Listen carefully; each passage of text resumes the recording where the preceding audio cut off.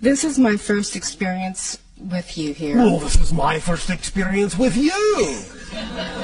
Congratulations. Thank you. So I have a mundane question. There are no mundane questions. Oh, great. That's good to know. Thank you. Is it important to you? Yes, it is. Why would you consider it mundane then? Because I felt like everyone else was asking questions that pertain to Big other cosmic issues. Yes, and I The daily questions of physical life are just as spiritual as any other question. You understand? Yes, thank you. Equality to all. Yes. If it is important to you, it is not mundane.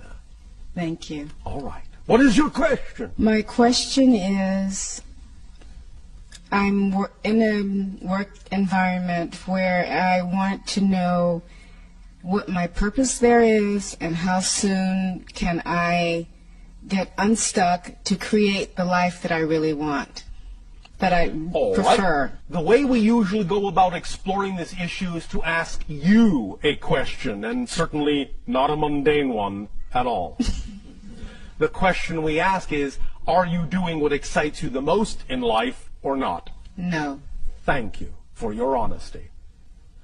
The next question is, when will you choose to do what excites you the most in life? Bigger question. I wanted to choose it yesterday, but... And you didn't because? What belief systems are holding you back? Fear. Of? Fear of... Yes. Fear of what? Choosing something and that not really being what really brings me joy. So you're saying that if you choose something that excites you, you might actually be choosing something that doesn't excite you. Well, my challenge is Yes. choosing something that excites me, because it may excite me. Why is that a challenge? That's easy to do. Yes, okay. Do you believe that? Obviously not. No. All right. May I explain it to you in a way that will allow it to seem easier? Yes, please. Why, thank you. The idea that has been, in a sense, perpetrated throughout much of your New Age consciousness of following your bliss and acting on your excitement usually doesn't come with a clear explanation of why or how to do that. Mm-hmm. The idea simply is to understand it first and foremost in a very simplified manner, as follows.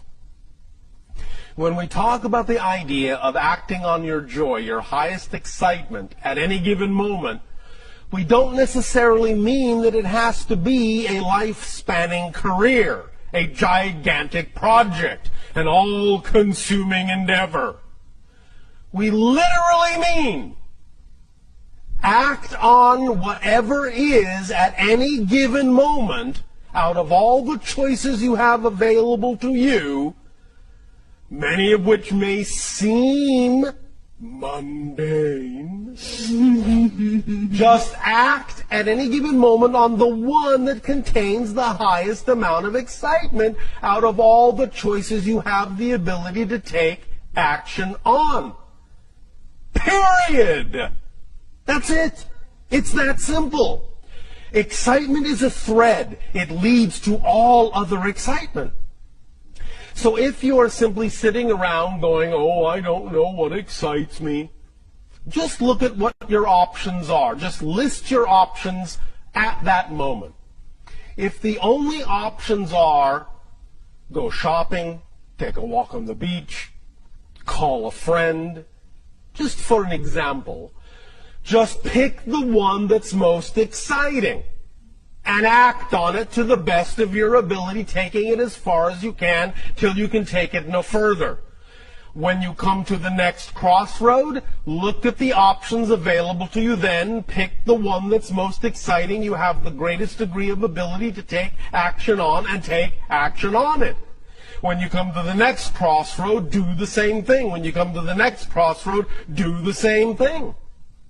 the excitement that you follow will automatically draw you into a series of synchronistic events that will constantly accelerate and expand your ability to experience excitement, and constantly accelerate and increase your ability to experience that your excitement will actually be capable of supporting you in your life if you keep moving in that way.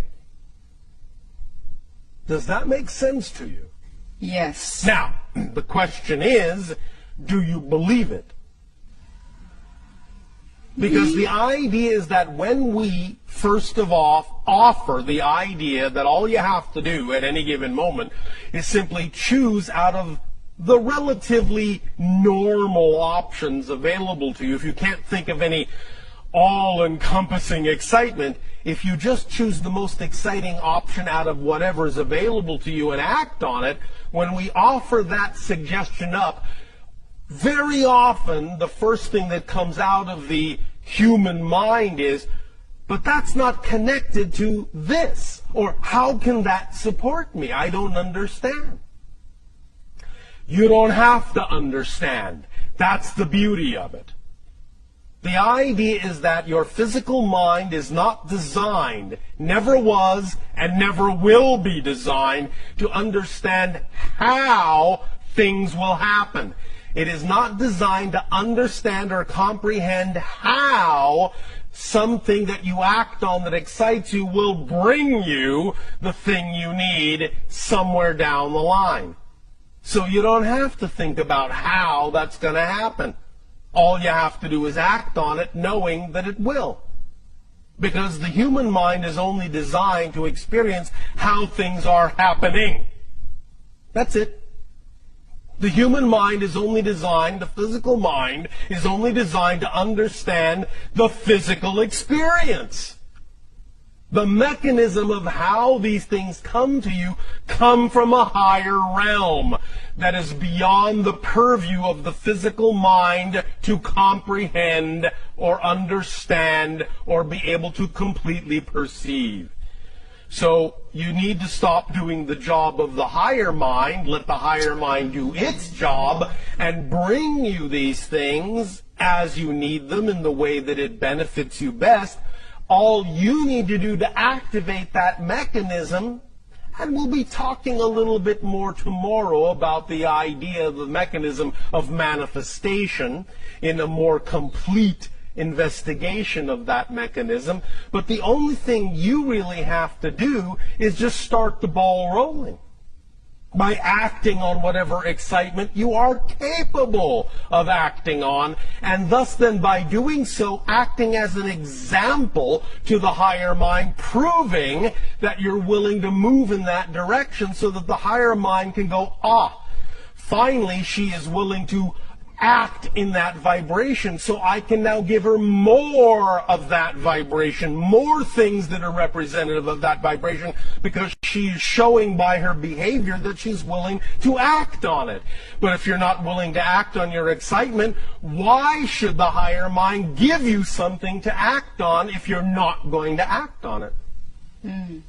You see, you have to clear the space by acting on what you are capable of acting on before you make room for something bigger to come in. Because if you're not going to act on what you've got, well, higher mind is not going to do pointless things and give you things you're not going to act on. So you simply stop the whole process of your excitement expanding.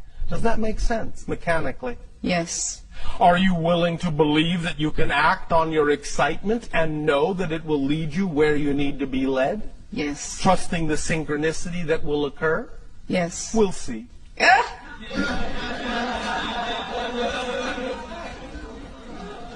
But that's the basic explanation of how it works.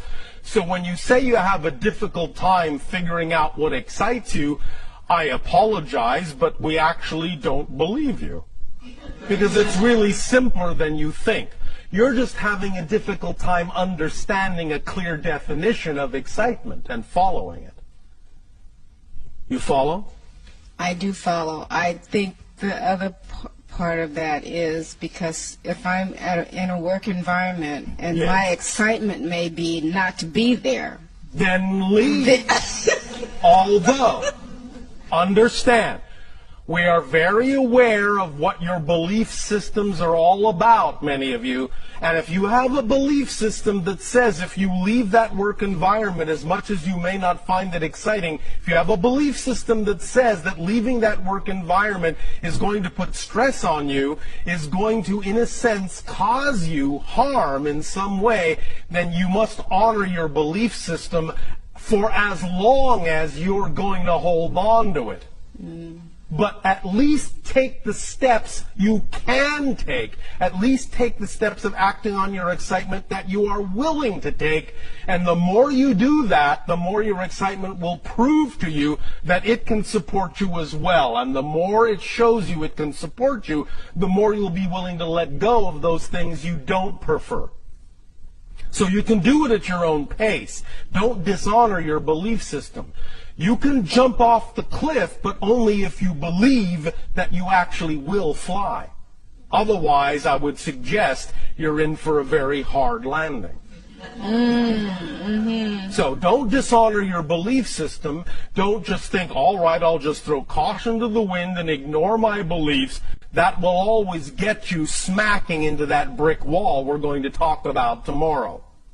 But the idea is that when you work with your beliefs and understand why you have the belief that you can't be supported in something that you love as opposed to something you don't love, then when you work with those beliefs, you can change them. And the more you change them, the more you will relax into understanding how your excitement can, in fact, support you. One very strong exercise that I would always suggest to many of you, because it is based in your own reality, so it has more opportunity to stick in your mind, is to look at examples in your world of people that are making a living, in fact making a wonderful living, being supported by doing nothing but the thing that excites them the most. Because I guarantee you, when you look at them and understand how they're doing that, you will understand that if they can do it, you can do it. There is nothing special about them in that context. If you can see it, if you can attract into your reality an example of someone acting on their joy and being supported in their life by doing so, if you could have attracted that example into your reality, if you are capable of even perceiving it, that means you are capable of living it. Otherwise, you wouldn't have been capable of perceiving it, because reality doesn't do pointless things, and you cannot perceive what you are not the potential vibration of. You follow? Yes. Does this help? Yes, thank you very much. Thank you.